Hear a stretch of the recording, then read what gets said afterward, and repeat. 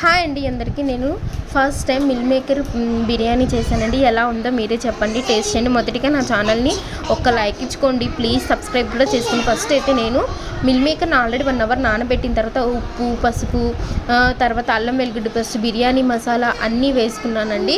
అలాగే పుదీనా, కొత్తిమీర కూడా వేసుకొని బాగా ఫ్రైడ్ ఆనియన్స్, పెరుగు కూడా వేసుకొని బాగా కలుపుకున్నాను.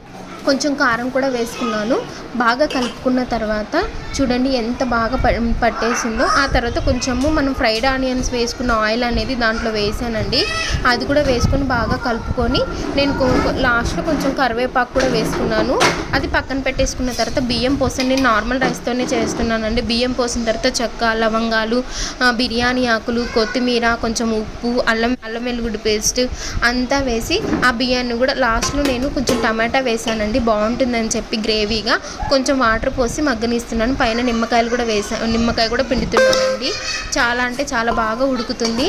చూడండి ఎంత బాగుందో కదండి. ఆ తర్వాత వచ్చేసి బియ్యం ఉడికిపోయిన తర్వాత 70% ఉడికిన తర్వాత పైన పుదీనా, ఫ్రైడ్ ఆనియన్స్, ఆ తర్వాత వచ్చేసి పైన నెయ్యి 10 రూపీస్ ప్యాకెట్ నెయ్యి తీసుకొని వచ్చి అలాగనే కొంచెం బాగా నెయ్యి కూడా వేసానండి. నెయ్యి వేసిన తర్వాత లాస్ట్లో నిమ్మకాయ కూడా పిండాను. నిమ్మకాయ పిండిన తర్వాత ఫుడ్ కలర్ వేసానండి. సింపుల్గా ఈజీగా మనం చికెన్ బిర్యానీ, మటన్ బిర్యానీ కాకుండా సండేస్ పూట కార్తీక మాసంలో ఉన్న వాళ్ళు ఇలా కూడా అండి. అలాగనే చూడండి ఎంత బాగా పుల్లులుగా వచ్చింది. నేను నార్మల్ రైస్తో చేసిన దమ్ బిర్యానీ లాగా వచ్చింది. నేను దమ్ముకి అయితేనండి పైన పప్పాయ పెట్టాను. చూడండి ఎంత బాగుందో. Please like and share and subscribe to my channel. Bye bye.